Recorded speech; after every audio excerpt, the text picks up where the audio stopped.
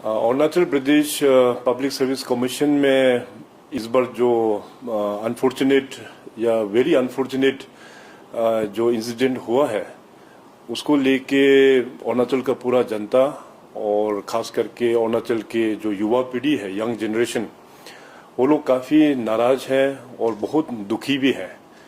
तो जैसे ही सरकार को इस लीकेज का खबर मिला तो तुरंत हम लोग ने एक्शन इनिशिएट कर दिया, एफआईआर रजिस्टर करके, और केस को एसआईसी को हम लोग ने हैंड ओवर कर दिया। और साथ ही साथ एक हाई लेवल इंक्वायरी कमीशन भी हम लोग ने बैठाया सरकार की ओर से कि ये लीकेज किस कारण से हुआ है। और अभी तक में एसआईसी ने कुल मिला के 10 लोगों को अरेस्ट भी हो चुका है।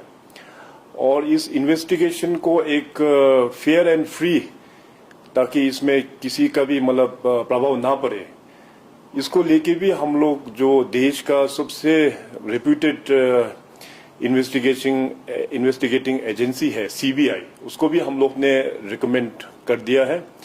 और आज दूरदर्शन के माध्यम से मैं अरुणाचल का जनता को ये कहना चाहूँगा कि सीबीआई जो है अभी अरुणाचल में आ चुका है। अभी हैंडिंग टेकिंग ओवर का प्रोसेस शुरुआत हो गया है। कुछ ही दिनों बाद ऑफिशियली सीबीआई इस मैटर को फर्दर और इन्वेस्टिगेशन करना शुरू हो जाएगा। अभी जो भी ये पेपर लीक का जो मैटर को लेके अभी तक में 2 कैबिनेट हम लोग ने बैठ चुका है। एक शायद 13 अक्टूबर को बैठा है और एक आज हम लोग ने बैठा है।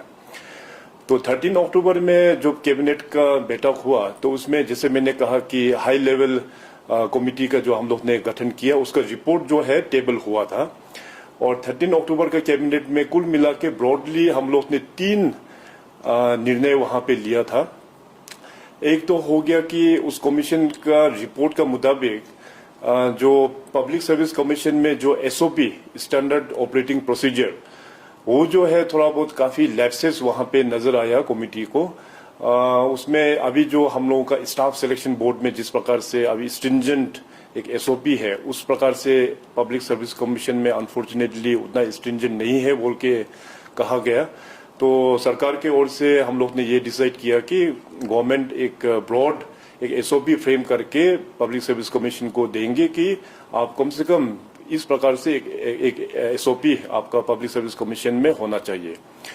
और दूसरा बात जो है कि पब्लिक सर्विस कमीशन जो है एक ऑटोनोमस एक बॉडी है, सरकार का डायरेक्ट कंट्रोल में ये नहीं आता है।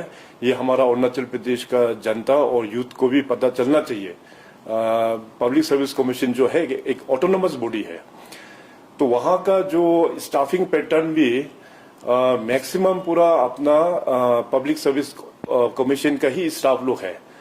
तो उसको भी हम लोग ने कैबिनेट में 13 अक्टूबर का कैबिनेट में ये डिसाइड किया कि स्टाफ को भी हम लोग मर्जर करेंगे along with civil secretariat cadre, उसके साथ में भी मर्जर करके बाद में, ताकि हम लोग यहाँ से फिर नया स्टाफ हम लोग दे पाएंगे।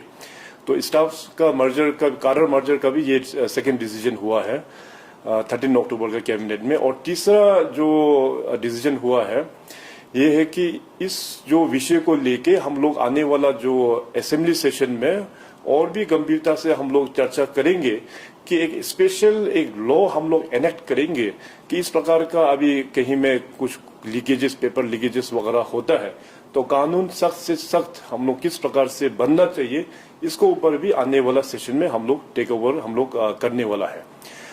अभी जहां तक जो ओवरहोलिंग का जो सिचुएशन है, डे 1 से ही हम लोग ने बहुत लोगों का साथ में कंसल्ट भी किया। तो सभी लोगों का विचार ये था कि टॉप टू बॉटम पूरा पब्लिक सर्विस कमीशन में एक ओवरहोलिंग होना चाहिए। तो सरकार भी डे 1 से ही हम लोग भी यही चाहा कि एपीसीएस को एक नया रूप देना बहुत जरूरी है। सो अकॉर्डिंगली हमारा जो फॉर्मर जो चेयरमैन था मिस्टर निपो नबम जी, उन्होंने तो अपना मॉरल रिस्पॉन्सिबिलिटी लेते हुए वो अपना रेजिग्नेशन कर दिया and I welcome that step. मगर अनफॉर्चुनेटली मेंबर जो है अभी कुल मिला के 4 मेंबर है, वो लोग भी अपना एक मॉरल रिस्पॉन्सिबिलिटी लेते हुए और एक उन लोगों को रेजिग्नेशन करना था, मगर वो अभी तक किया नहीं है। जिसके चलते आज जो कैबिनेट में एक बहुत इंपॉर्टेंट डिसीजन लिया है under the constitution of India article 317 उसके अंतर्गत में हम लोग ने अभी टर्मिनेशन या suspension of public service commission के जो मेंबर है उस आर्टिकल 317 का अंतर्गत में हम लोग ने आज प्रोसेस स्टार्ट कर दिया है। कैबिनेट ने उसका मंजूरी दे दिया है और इस कागज को मैं पर्सनली ऑनरेबल गवर्नर साहब को आज मिलके मैं हैंड ओवर करने जा रहा हूं।